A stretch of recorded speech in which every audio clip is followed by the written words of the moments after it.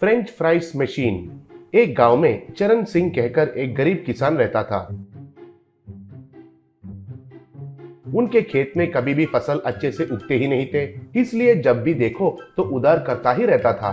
एक दिन चरण सिंह खेत में काम कर रहा था, तब चरण सिंह के दोस्त पंकज उधर आया और चरण सिंह से, तुमसे ये बात कैसे कहना है पता नहीं चल रहा है यार, अब तक तुम मेरे पास बहुत कर्ज कर चुके हो। दोस्त है कहकर इतना दिन सह लिया, कहा। तब चरण सिंह, मेरे हालत तो तुम देख रहे हो ना यार, मैं तो चाहत से तुम्हारे पैसे नहीं देने के लिए तो नहीं कर रहा हूँ, कहा। तब पंकज, मुझे पता है, इसलिए आज तक तुम्हारे ऊपर दबाव नहीं डाला, लेकिन तुमने जो गिरवी रखा है ये खेत से भी ज्यादा पैसे उधार कर चुके हो। मैं तो ब्याज भी नहीं डाला, लेकिन मेरा भी जरूरतें रहते हैं ना। मेरे बेटे को पढ़ाई के लिए विदेश भेजने के लिए देख रहा हूँ। तुम तो कैसे भी पैसे वापस करोगे कहकर आज तो नहीं है, इसलिए ये खेत बेचना चाहता हूँ, कहा। तब चरण सिंह बहुत दुखी हो गया और कुछ नहीं कह पाया। कुछ देर के बाद, ठीक है, तुम्हारा मर्जी, तुम भी क्या कर सकते हो, आज से इस खेत के साथ मेरा रिश्ता खत्म हो गया है, कहा। घर जाने के बाद चरण सिंह को दुखी देखकर उनका बेटा निखिल, क्या हुआ है पिताजी, क्यों इतना चिंता से बैठे हो, पूछा।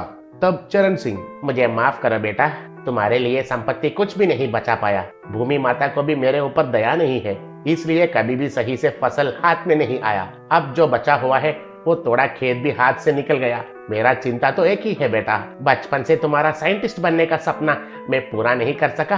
अब तक तो जैसे भी जिंदगी गुजार लिया, अब मुझसे नहीं होगा, मुझे माफ करो। मुझे खेती बाड़ी के अलावा और कुछ काम आता ही नहीं, कहा। तब नितिन, जो हुआ सो हुआ है पिताजी, अब हम शहर चले जाएंगे। मैं कोई छोटा सा नौकरी देखता हूँ, नहीं तो 4 बच्चों को ट्यूशंस पढ़ाता हूँ, कहा। तब चरण सिंह, इस गांव को छोड़कर मैं नहीं जा सकता हूँ, इधर ही रहकर कूली का काम करूंगा।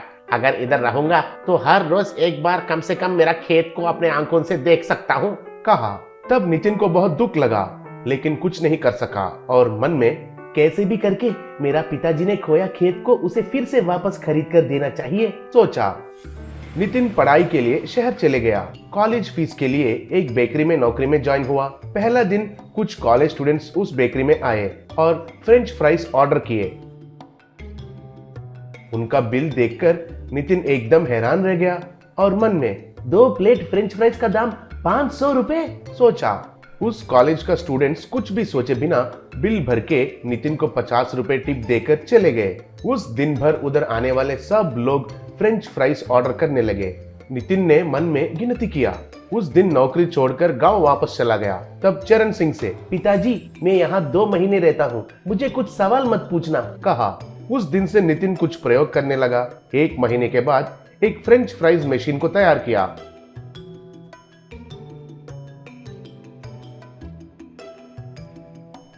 उसे देखकर चरण सिंह हैरान रह गया। तब चरण सिंह, इससे क्या कर सकते हैं, पूछा। तब नितिन उस मशीन का स्विच ऑन किया। पिताजी हमारे बिल्लू के पिता से पूछकर एक थैली में आलू लेकर आया हूँ, आप उन आलू को मशीन में डालते रहो, कहा।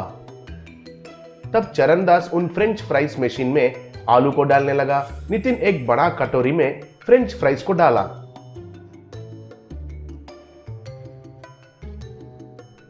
चरण सिंह उन फ्रेंच फ्राइज को स्वाद करके बहुत खुश हुआ। बेटा ये फ्रेंच फ्राइज तो बहुत स्वादिष्ट है, इनसे तुम क्या करोगे, पूछा। तब नितिन, आप देखते रहिए पिताजी, आपने जो खोया वो खेत वापस खरीद कर देता हूँ, कहा।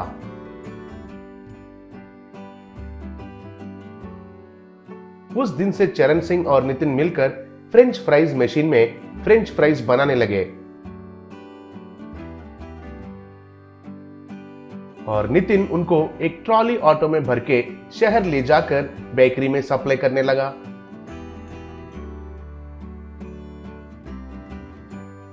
ऐसे थोड़े ही दिन में बहुत सारे पैसे कमाया। नितिन गांव में चरण सिंह ने किए सारे कर्ज चुकाकर पंकज के पास वो खेत खरीदकर कागजात वापस पाया। तब चरण सिंह उनका बेटे का ये जीत के लिए बहुत खुश हुआ। नितिन अच्छे से पढ़ाई करके बड़ा साइंटिस्ट बन गया। Crispy egg French fries recipe. एक गांव में रवि नाम का एक किसान रहता था। वो बहुत भोला था, लेकिन वो खेत में बड़ी मेहनत करके फसल उगाया करता था। लोग उसके भोलेपन को देखकर हंसते थे, कुछ लोग तो उसका बहुत मजाक भी उड़ाते थे। उसकी श्रीदेवी नाम की एक पत्नी थी। एक बार रवि फसल बेचकर मिले पैसों को लेकर घर आया। उसकी पत्नी को पैसे दिया। उसकी पत्नी पैसों का हिसाब करते हुए, ये क्या जी, हमें और 20,000 मिलने चाहिए ना, यूं पूछी। रवि, 20,000? पता नहीं, वो कैलकुलेटर में कुछ कुछ हिसाब करके मेरे हाथ में ये पैसे रखे। यूं कहा। तब उसकी पत्नी श्रीदेवी क्या बात करे समझ नहीं पाई और सर पकड़ ली। कुछ दिनों बाद श्रीदेवी रवि को बीज लाने के लिए पैसे देती हुई, ओ जी जानते हो ना, अब हमें टमाटर का फसल उगाना है और कोई फसल नहीं उगाएंगे। आलू का फसल तो बिल्कुल नहीं उगाना है। पहले ही इस बार सब लोग आलू का फसल उगा रहे हैं, ऐसे टीवी में कह रहे हैं। हम भी वही डालेंगे तो नुकसान हो जाएगा, कहीं भूल मत जाना। टमाटर टमाटर टमाटर कहते हुए जाइएगा, यूं बोली रवि। ठीक है, कहकर टमाटर टमाटर कहते हुए बीज बेचने वाले के दुकान गया।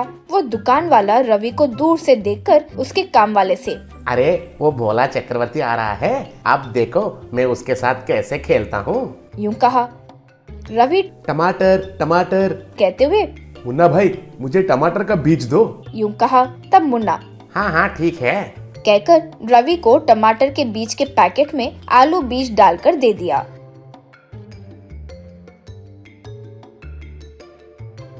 ये सबसे अनजान होकर रवि वो आलू के बीज को ही बो दिया। कुछ दिनों बाद उसमें से आलू का फसल उगने लगा। वो देखकर उसकी पत्नी, ओ जी ये क्या है, ये टमाटर का फसल क्यों नहीं उगा? रवि, अब मैं उस दुकान वाले को तो टमाटर बीज देने को कहा था, वही ऐसा आलू का बीज दे दिया। यूं भोला होकर कहा। श्रीदेवी, बाप रे बाप, पैसे नहीं है सोचकर अपने जेवर गिरवी रखकर पैसे दीना जी। यूं रोने लगी।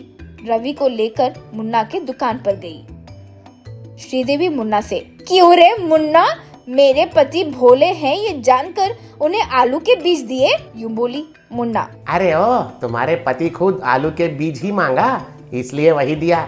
देखो मेरे पास काम करने वाला ये छोटू भी गवाह है। यूं कहा।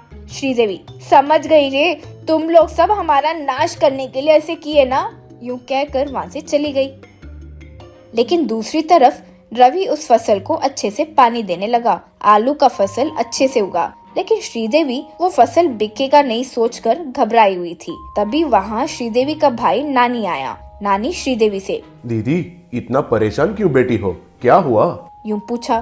तब श्रीदेवी नानी से जो हुआ वो बोली। नानी, बस उतना ही, अब तुमको वो फसल बेचना है, लेकिन आलू का फसल बहुत लोग ने डाला है, इसलिए कोई नहीं खरीदेगा, यही फिक्र है ना दीदी, हम आपके फसल को बेचेंगे नहीं। यूं कहा। श्रीदेवी, क्या रे, तुम भी मेरे पति की तरह बात कर रहे हो, इस फसल को बेचेंगे नहीं तो हमें पैसे कैसे मिलेंगे?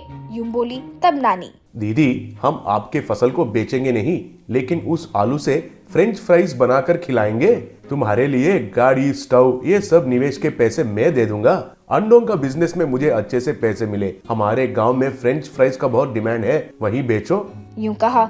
इस तरह श्रीदेवी जैसे नानी ने कहा, नानी के गांव में फ्रेंच फ्राइज बेचना शुरू करी। रवि आलू को काटने लगा, श्रीदेवी तेल में डालकर तलने लगी, सबको सर्व करने लगी। जितना भी करते लेकिन उनका व्यापार उतना बढ़ ही नहीं रहा था। एक बार श्रीदेवी नानी से, रे मेरा फ्रेंच फ्राइज व्यापार ठीक से नहीं चल रहा है, हमारे जैसे ही कई लोग बेच रहे हैं ना, इसीलिए ज्यादा लोग खरीद नहीं रहे होंगे, हमें कुछ वैरायटी करना होगा रे, तुम्हारे अंडों के व्यापार की तरह ही मेरा भी व्यापार अच्छे से चले, ऐसे कुछ करो ना भाई, यूं बोली। तब नानी जोर से, आइडिया, यूं चिल्लाया। श्रीदेवी, क्या हुआ, क्या आइडिया है?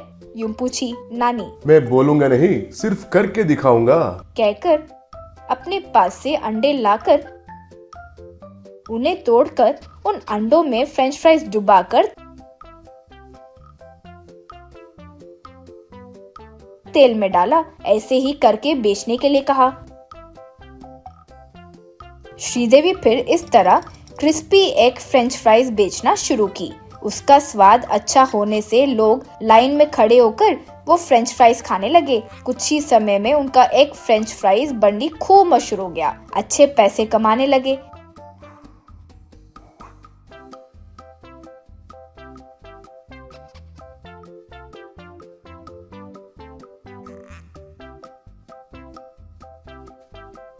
श्रीदेवी अपने जेवर छुड़वाकर बड़ा घर भी खरीदी।